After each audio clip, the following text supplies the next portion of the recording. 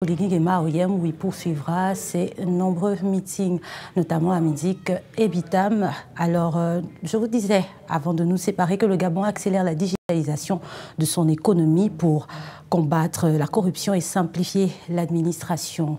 Le reportage est de Ornella Atam. Le Gabon se positionne comme 6e pays le plus connecté du continent africain. Le coût de l'accès à Internet a été divisé par 10 depuis plusieurs années. Aujourd'hui, impossible de sillonner les villes du Gabon sans remarquer les grandes affiches publicitaires. Elles font la promotion d'offres d'accès à Internet à des prix raisonnables sur différentes plateformes. Lors d'une audience à Libreville en début d'année, le développement des projets numériques était au centre d'un entretien. À l'issue de cette rencontre, les États-Unis qui investissent déjà au Gabon dans plusieurs domaines ont décidé de mettre désormais un accent sur le numérique. Un domaine d'avenir catalyseur du développement économique dont le Gabon souhaite une coopération franche. En outre, le programme Gabon Digital a été lancé, financé avec l'appui de la Banque mondiale via un prêt de 44 milliards de francs CFA. Ce projet vise la réorganisation de l'administration gabonaise, les infrastructures numériques du pays ainsi que sa capacité à innover. Dans le cadre du renforcement de la réglementation pour garantir la sécurité des données, le gouvernement gabonais compte élaborer la construction d'un data center qui permettra d'héberger et de sécuriser les données de l'administration publique et privée. Par ailleurs, l'État assure la mise en place d'un centre de réponse aux incidents de sécurité informatique et du centre des opérations de sécurité, ainsi que la mise en place d'un cadre et d'une plateforme favorisant l'interopérabilité des systèmes d'information, la création d'un registre numérique de la population, la numérisation du système d'enregistrement des faits d'état civil, enfin, la mise en place d'un portail gouvernemental.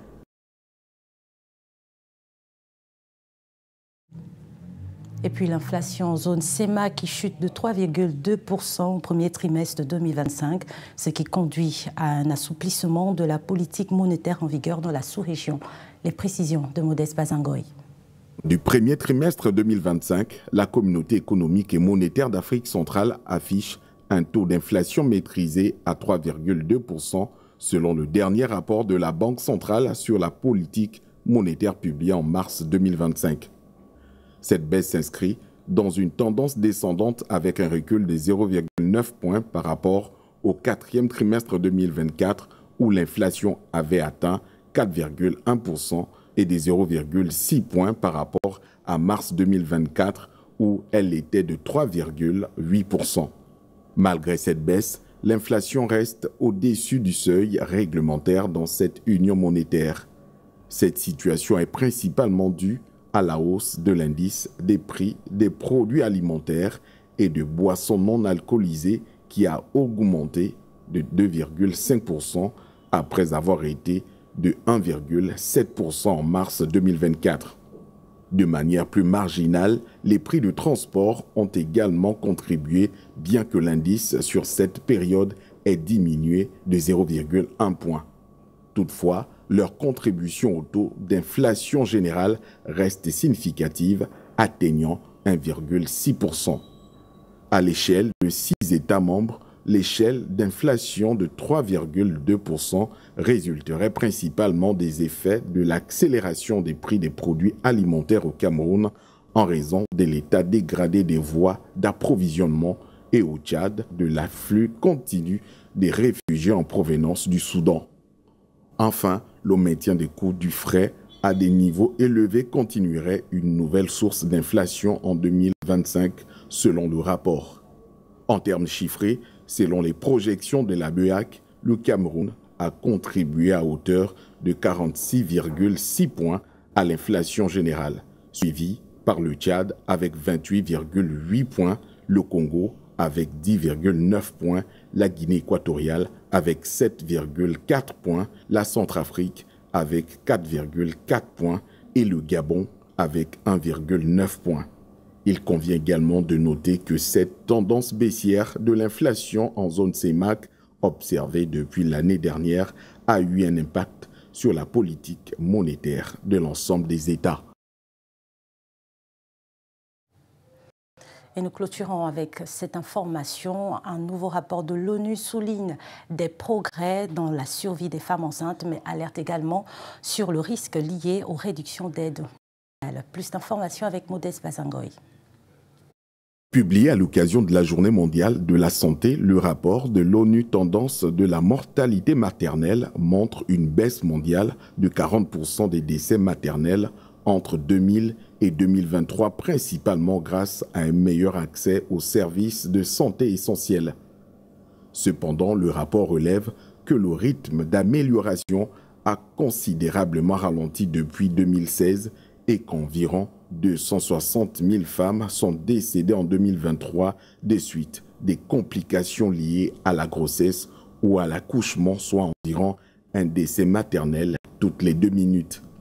Ce rapport intervient alors que les coûts budgétaires dans l'aide humanitaire ont des graves persécutions sur les soins de santé essentiels dans de nombreuses régions du monde, obligeant les pays à réduire les services vitaux de santé maternelle, néonatale et infantile. Ces coûts budgétaires ont entraîné des fermetures d'établissements et des pertes de personnel soignant tout en perturbant des chaînes d'approvisionnement en fournitures et médicaments vitaux tels que les traitements contre les hémorragies, les préclampsies et le paludisme, principale cause des décès maternels.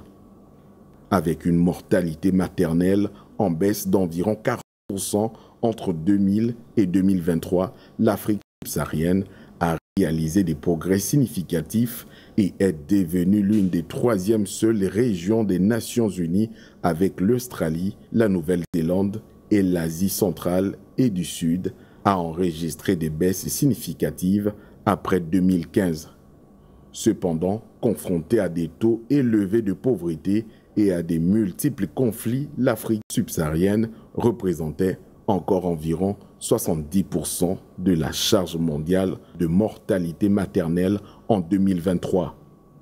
À l'échelle mondiale, le taux de mortalité maternelle devrait diminuer d'environ 15% par an pour atteindre l'objectif de 2030, soit une augmentation significative par rapport au taux annuel actuel d'environ 1,5%.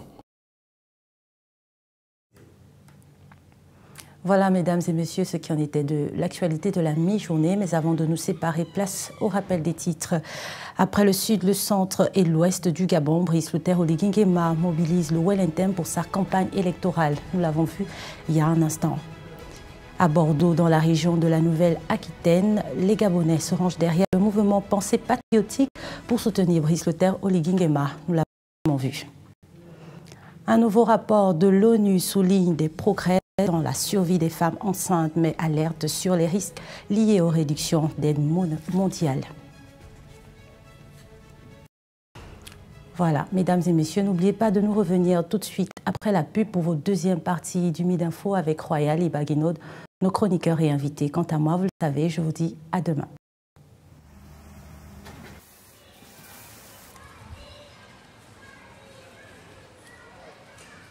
Yo les gars, 30 ans le c'est cadeau. Oh, ah bon. Oh, c'est cadeau 30 ans, viens profiter, viens célébrer.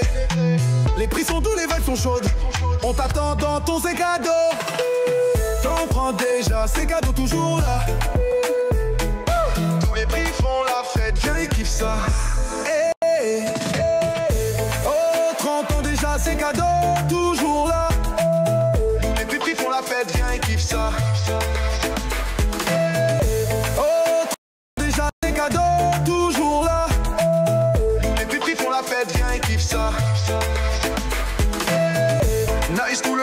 C'est l'anniversaire. Ah ouais. Pendant tout le mois de mars, les prix sont en fait dans tous les magasins C'est cadeau. Célébrons ensemble les 30 ans de passion et de service.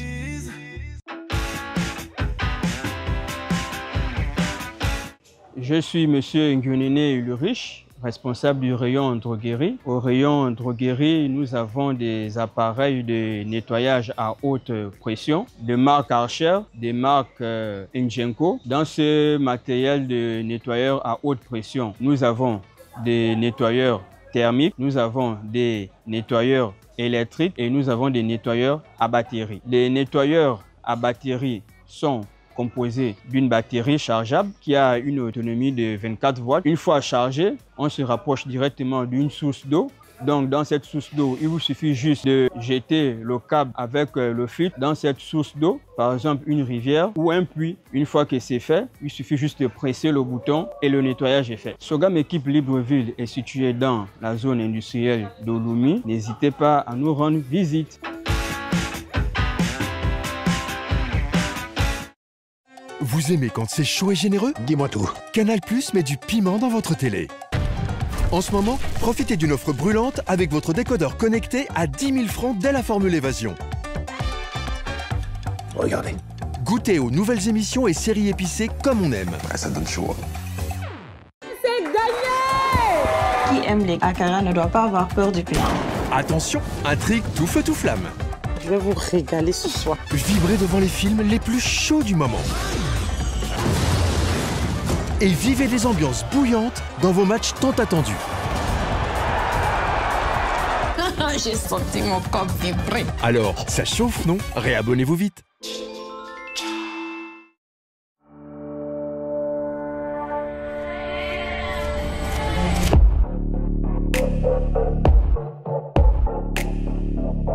L'objectif de notre création, être auprès de vous.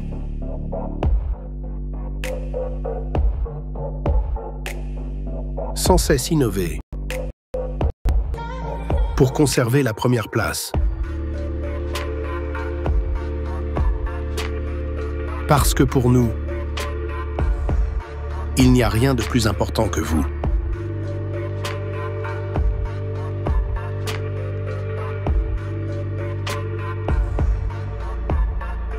TV+, Afrique Business, votre nouveau magazine d'information. Disponible près de toutes les stations essence.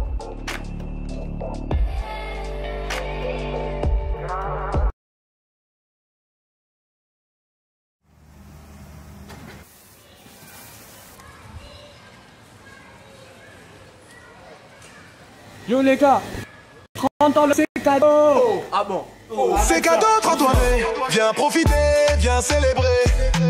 Les prix sont doux, les vibes sont chaudes. On t'attend dans ton c'est cadeau. T'en prends déjà, c'est cadeau toujours là. Tous les prix font la fête, viens et kiffe ça. Hey, hey. Oh, 30 ans déjà, c'est cadeau toujours là. Les prix font la fête, viens et kiffe ça. C'est cadeau, toujours là. Les pépis font la fête, viens et kiffe ça. Nice, tout le mois de mars, c'est l'anniversaire. Ah ouais. Pendant tout le mois de mars, les prix sont en fait dans tous les magasins C'est cadeau. Célébrons ensemble les 30 ans de passion et de service.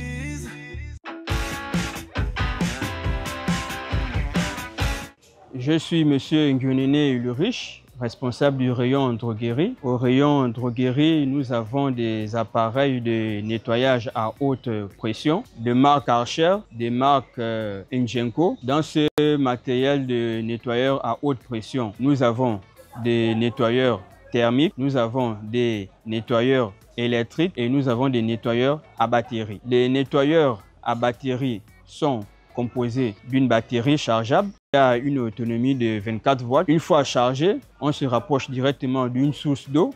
Donc dans cette source d'eau, il vous suffit juste de jeter le câble avec le filtre dans cette source d'eau, par exemple une rivière ou un puits. Une fois que c'est fait, il suffit juste de presser le bouton et le nettoyage est fait. Sogam Équipe Libreville est situé dans la zone industrielle d'Oloumi. N'hésitez pas à nous rendre visite.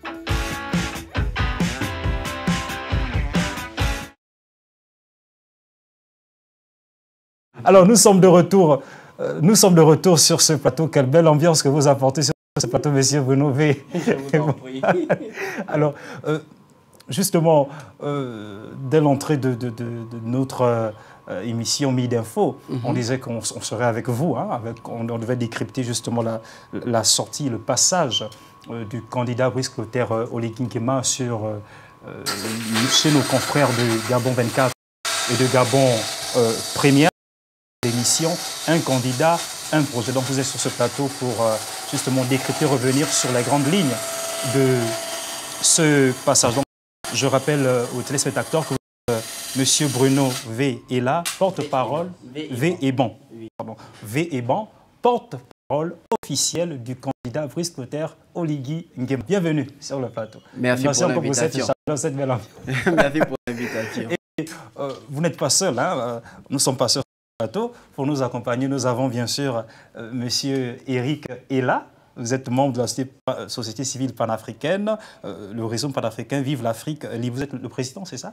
Oui, président du réseau panafricain Vive l'Afrique Libre. Voilà, aujourd'hui, j'ai pu dire ça dans et juste à côté de toi, Eric Ella, il nous a manqué sur ce plateau mon homonyme Roy Attiret, journaliste indépendant. Bonjour Roy. Bonjour, je suis Roy Attiret-Billet. Roy Attiret-Billet. Oh, d'accord. Merci.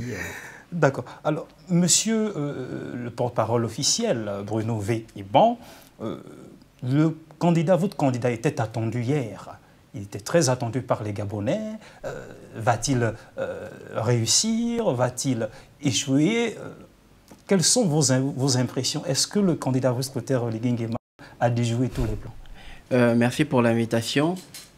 Effectivement, à côté du 12, qui est une date attendue, nous avions le 8, qui était aussi une date très attendue par tous les Gabonais, afin d'écouter le candidat président lors de cette émission, Un candidat, un projet.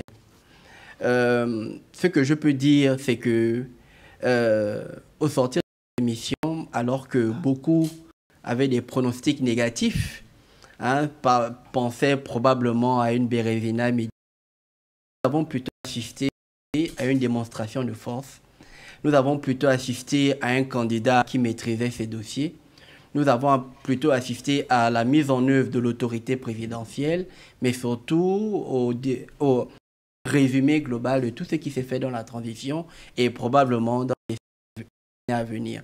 Donc, globalement, nous sortons de cette émission convaincus, hein, convaincus pour nous, pour moi, le porte-parole, d'avoir fait le bon choix. Et j'espère aussi que plusieurs Gabonais qui étaient indécis jusqu'à hier soir ont finalement été convaincus de probablement apporter leur vote le 12 avril prochain.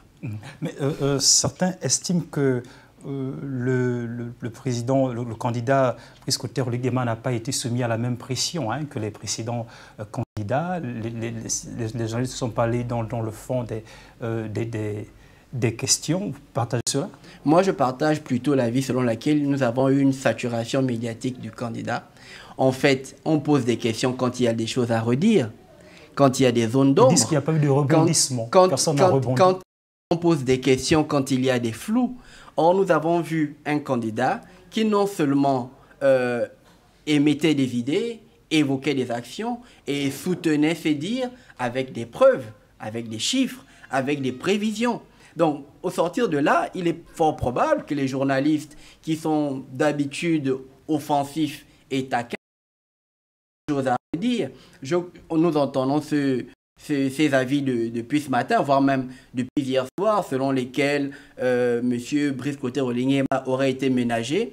On a même évoqué l'idée selon laquelle on aurait changé les journalistes la veille, que ce ne seraient plus les mêmes qui ont commencé, et c'est seulement la veille qu'on a changé les journalistes, ce qui est totalement faux. Les deux qui sont passés avant M. Oligui Nguema avaient les mêmes journalistes. Ce sont les journalistes aussi que M. Oligui Nguema a eu hier. Sûrement, dans son déroulé, avait prévu justement changer à un moment donné. C'est ce qui s'est passé, premièrement. Je crois qu'en 2023 également, c'était le même procédé. En 2023 également, le même procédé. Donc, imputer cette responsabilité à notre candidat, loin s'en faut, premièrement. Deuxièmement, il faut aussi dire une chose, c'est que quoi que l'on dise ou quoi que l'on aurait voulu que les journalistes disent ou posent comme question, il faut aussi dire que malgré tout, malgré la démonstration du candidat, il y a aussi à dire que le président de la République, c'était le président de la République qui était en face d'eux. Il faut avoir l'honnêteté de le reconnaître. Donc il y a quand même également là la sacralité de la fonction présidentielle qu'ils ont bien voulu probablement respecter. Mais moi, je préfère ne pas donner tant de crédit que cela à cette posture. Je préfère donner du crédit à l'idée selon laquelle le candidat a été démonstratif. Il avait tous les éléments à l'appui. Il était là pour battre en brèche tout ce qui s'est dit, comme qui dirait au quartier, et pour mettre à la disposition des Gabonais toutes les preuves nécessaires qui prouvent tous les éléments qui prouvent que ce qu'il fait, ce qu'il dit, il va le faire. Donc je pense qu'il n'y avait pas d'autres questions à poser et les journalistes ont suivi le débat, sauf si nous n'avons pas suivi le même débat hier soir, mais c'est ce que moi je retiens du débat d'hier soir. D'accord, alors avant de revenir vers vous très rapidement, on est vers Eric Ella. Eric Ella, un président qui maîtrisait tous les dossiers, rassurant, convaincant. Tu partages cela? C'était un très bon débat. On a vu un président très affûté. On a vu un Oligui Nguema très confiant. Et on a vu un Oligui Nguema qui avait du plaisir à faire cet exercice. Contrairement à ce qui avait été lu dans les réseaux sociaux. On annonçait l'hécatombe. Ouais, on annonçait que c'est un président qui était très limité, qui avait peur de cet exercice, qui avait peur etc. Ce qu'on a pu constater, c'était un président très affûté, d'abord physiquement, parce que quand on regarde le rythme de comment il s'étend, le rythme des meetings, des déplacements, parce qu'à la veille déjà, il n'était pas à Libreville, il est revenu à Libreville. Donc c'est un président très assuré, très affûté physiquement, très rassurant, très confiant.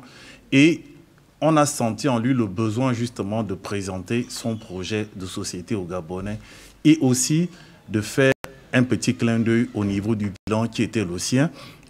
Les journalistes ont posé des questions qu'il fallait poser, ils ont fait des relances. Je vous parlerai par exemple du problème de la manifestation qu'il y a au niveau de l'arrimage des retraités. On a vu certains retraités qui faisaient le pied de grue pour réclamer leur dû. Il a expliqué tranquillement que les syndicats s'étaient rapprochés de lui et il s'était entendu que ça faisait 106 milliards et 606 milliards qui devaient partir en 3 tranches. La deuxième tranche étant faite, les syndicalistes sont encore revenus avec d'autres dossiers et il a dit qu'on ne peut pas ajouter une dette dans une dette.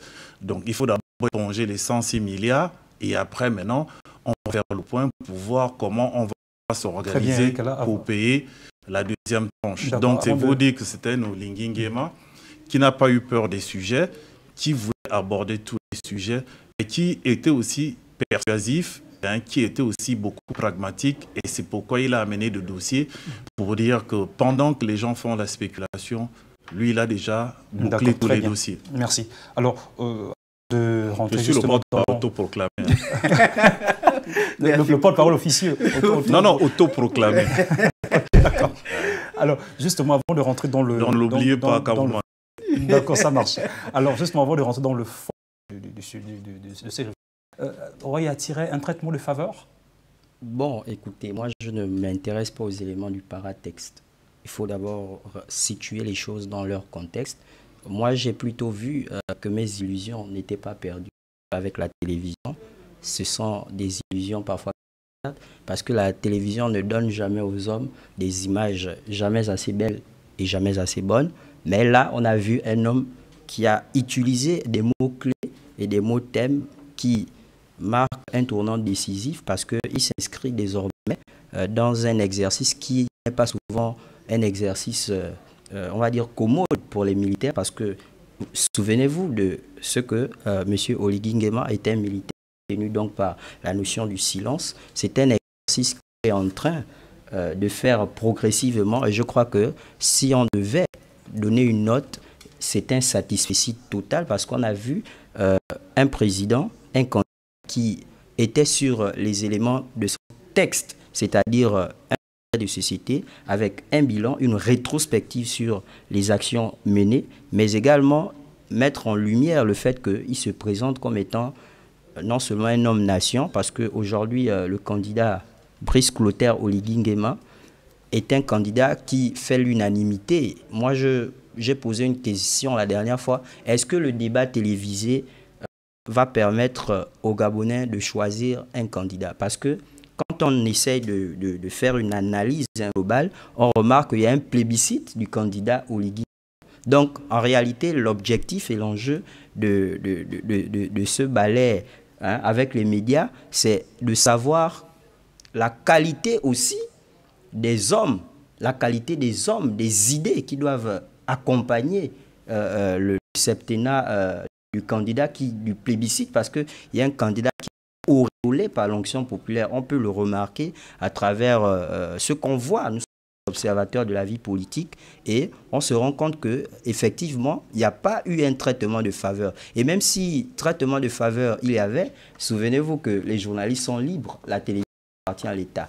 Donc, quand les journalistes sont libres, ils ont un code d'éthique et de déontologie, ils savent faire leur travail.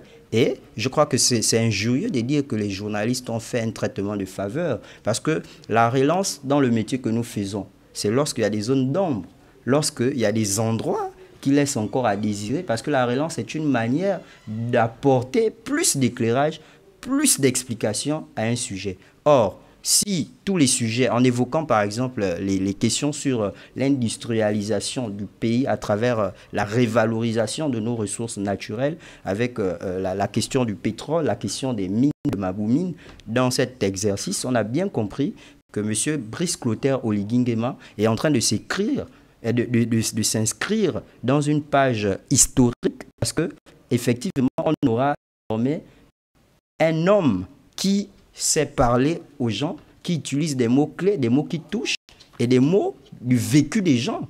C'est ça en fait le souci. On a par exemple un peu comparativement avec le passage de l'un de ses adversaires, on a vu que c'était du paratexte, c'était du hors-texte, parce que le sujet c'est un candidat, un projet. On ne peut pas s'éloigner de l'objectif qui nous lie. Tout à l'heure, vous nous avez invité pour débattre. Alors, vous aurez peut-être de revenir là-dessus, le temps de me tourner à nouveau vers le porte-parole pour rentrer justement dans le fond de cet exercice qu'elle était soumis le candidat Brice Clotaire Oligui Nguema. Est-ce qu'on peut revenir sur les grandes lignes de son intervention chez nos confrères de Gabon Premier, de Gabon 24? Déjà, il faut quand même dire qu'on a comme eu l'impression qu'il a mis un point d'honneur sur la défense des acquis de la transition. Oui, ce qu'il faut d'abord dire, c'est que, et lui-même il a signifié dès le début de sa transition, ce n'est pas un homme de parole, ce n'est pas un homme qui a une verve oratoire, ce n'est pas un homme qui est là pour distraire les Gabonais. Il a pris la tête du CTRI, il est aujourd'hui chef de l'État et ambition de devenir président de la République, avec l'objectif de rendre les Gabonais dignes, avec l'objectif de construire ce pays, afin qu'enfin ce pays soit réellement digne d'envie. Digne d'envie pour les populations étrangères qui venaient ici massivement, croyant trouver un Eldorado dans le Gabon. Cette aura du Gabon a été perdue au fil des années. Brice Clotaire Oligui Nguema arrive au pouvoir et sollicite désormais le suffrage universel direct afin de mettre en œuvre un projet de société. Ce projet de société qu'il soumet aux Gabonais est le produit de réflexion de 19 mois, mais aussi d'actions de 19 mois. Durant 19 mois, un certain nombre d'actions ont été mises en œuvre. À côté de l'objectif principal qui était celui de la restauration des institutions, c'était la première fois depuis quasiment 20 à 30 ans où nous n'avions pas eu un référendum dans ce pays. Très généralement, les gens s'asseyaient dans un bureau, dans un chariot de cabinet, décidaient de réécrire la Constitution et paf, on nous l'a balancé comme ça. On ne savait pas quel était le début de la réflexion, qui a été associé à la réflexion, etc. Là, nous avons eu une Constitution inclusive, nous avons eu une loi électorale qui met le citoyen au centre du processus électoral afin de garantir des élections libres, justes et crédibles. À côté de cela, il y a l'autre aspect. L'autre aspect, c'est justement l'ensemble des actions mises en œuvre par le candidat, dans l'eau et l'énergie, dans l'emploi et l'entrepreneuriat des jeunes, dans les infrastructures. Il n'y a que l'œil qui voit, il ne ment pas, comme lui-même il aime à le dire. Libreville et le Gabon tout entier sont en chantier. Et donc, depuis 19 mois, ce qui a été fait en 19 mois, c'est quoi? Ce qui a été fait en 19 mois, c'est 26 500 régularisations dans la fonction publique. Ce qui a été fait en 19 mois, c'est 1950 km de route bitumée ou bétonisée. Ce qui a été fait en 19 mois, c'est la cité émeraude. Ce qui a été fait en 19 mois, c'est la construction de plusieurs immeubles à la baie des Rois. Si on parle de la cité. Mais ces chantiers ne sont pas arrivés à long terme. Mais excusez-moi, il n'y a pas d'éléphant blanc. Jusqu'à preuve du contraire, si vous vous déplacez sur ces chantiers, vous ne verrez pas que ces chantiers sont désertés par les ouvriers. Les ouvriers sont toujours à pied d'œuvre et le candidat lui-même a justifié les quelques retards que nous avons sur les chantiers parce qu'en fait, on n'avait pas vu, au moins depuis plusieurs années, dans ce pays, une telle politique de construction des infrastructures à tel point que les secteurs qui doivent soutenir cette politique se sont retrouvés incapables de répondre à la demande du président de la transition. Du coup, qu'est-ce qu'il est obligé de faire? Il est obligé de commander des baies vitrées à l'étranger. Il est obligé de faire venir du gravier et de faire même de nos voisins d'à côté de la Guinée équatoriale. Ça, ce sont des réalités que tous les entrepreneurs vous disent. C'est-à-dire que même ceux qui construisent des maisons aujourd'hui vous diront que parfois l'entrepreneur a des difficultés pour lui trouver tel matériau ou tel matériau. Ce sont des réalités. Mais qu'à cela ne tienne, l'engagement, c'est de dire que ces travaux prendront fin durant le premier mandat de Brice Clotaire Oligui Nguema. Durant le premier mandat de Brice Clotaire Oligui Nguema, ce bâtiment qui est en train d'être monté au niveau des feux du PK0, il terminera.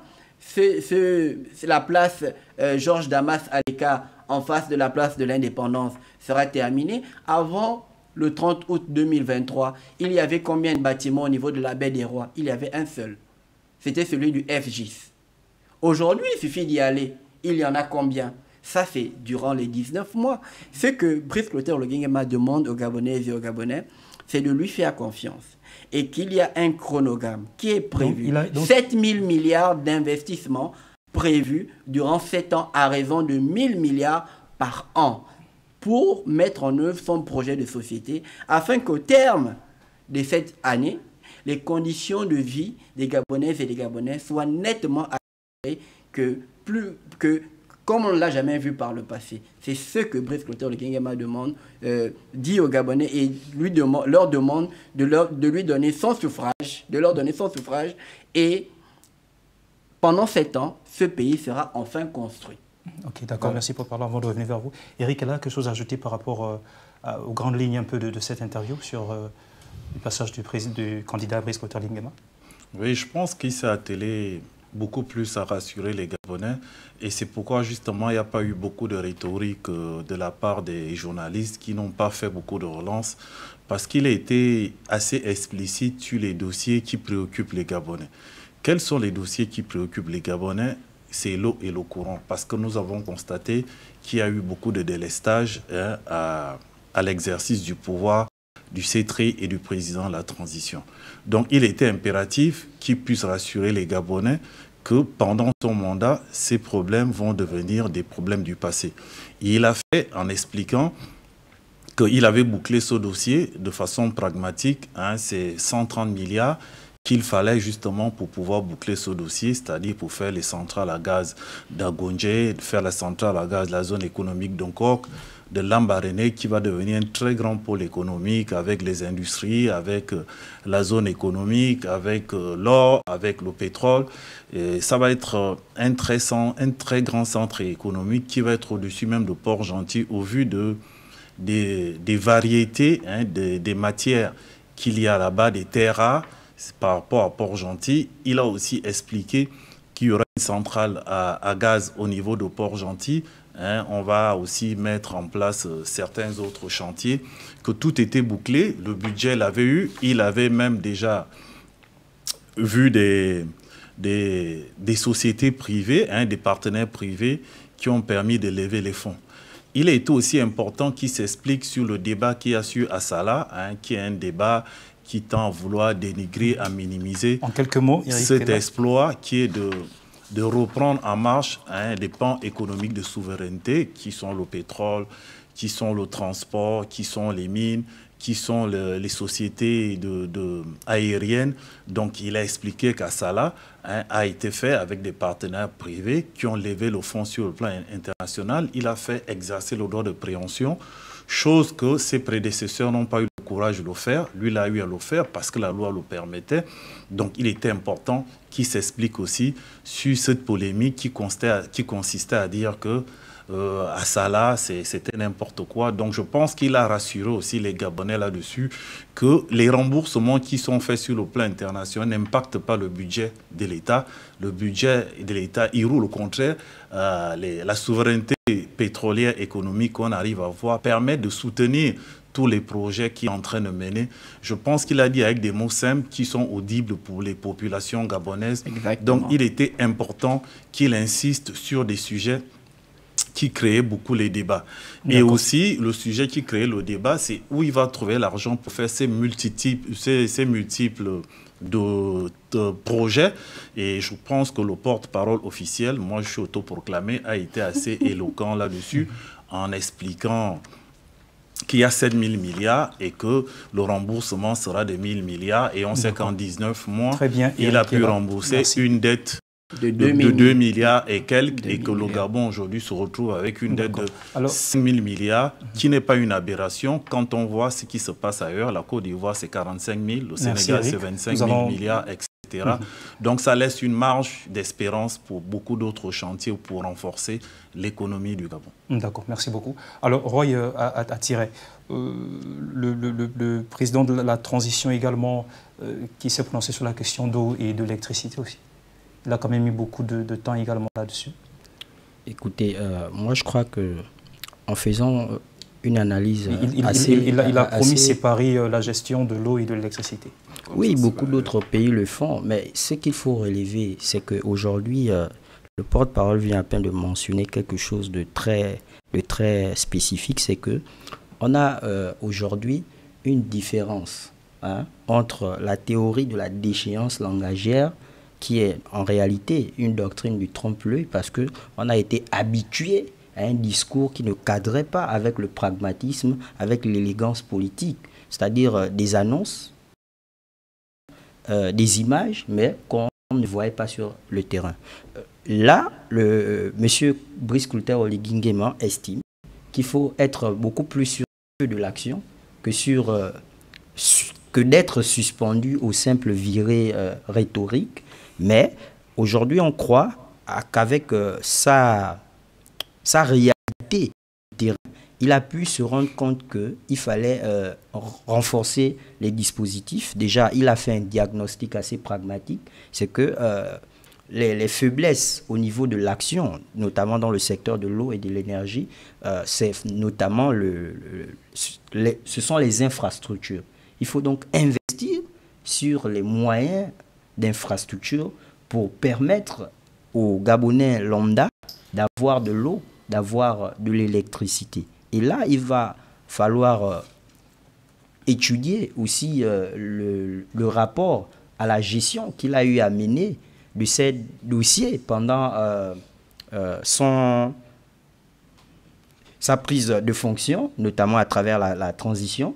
Et c'est très important de le dire aujourd'hui, parce que quand on essaie de regarder un peu la déchéance langagière à laquelle nous avons été habitués dans notre pays, des annonces, mais là, on a un homme qui fait et qui estime qu'il ne faut pas faire seul.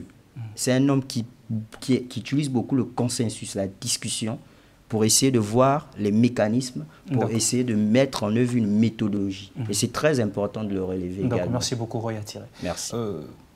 Monsieur le porte-parole du candidat Brice Clotaire Oligui Nguema, Bruno V.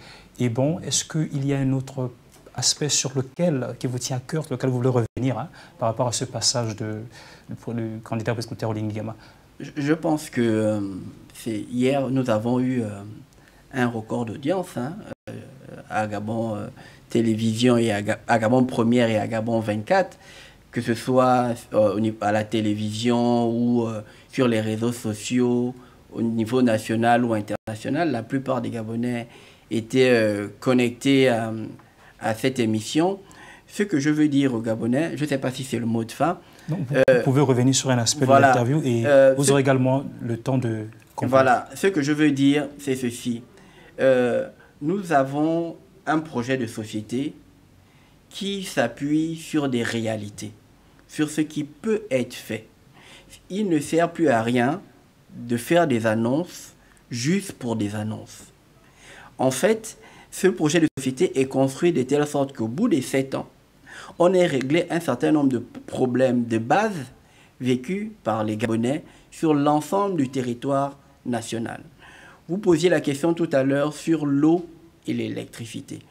En fait, nous sommes tous nostalgiques de cette SEG où quasiment dans tous les foyers du Gabon, on disait l'eau qui sort du mur. Voilà.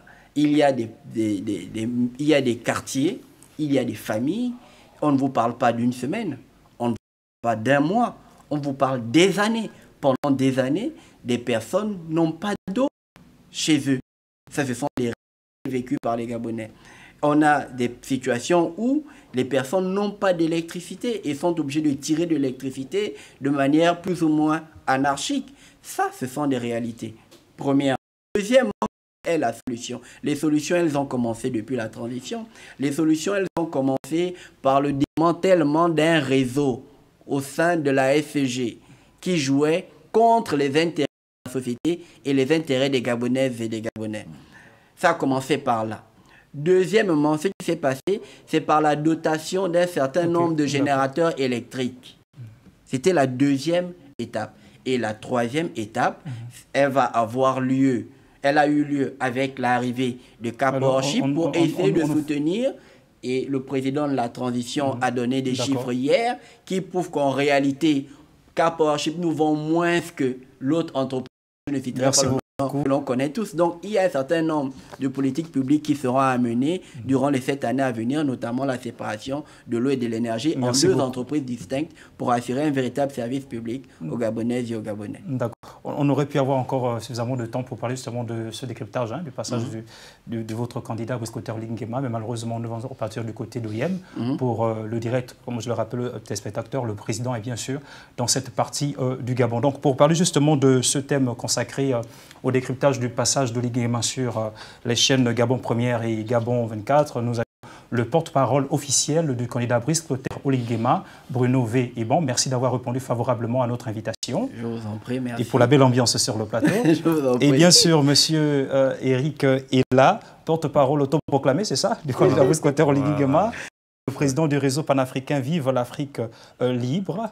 Et Roy Attiré, journaliste indépendant. Chers téléspectateurs, nous allons nous retrouver demain avec la grâce de Dieu. On vous laisse dans la province septentrionale, le Grand Nord. À bientôt.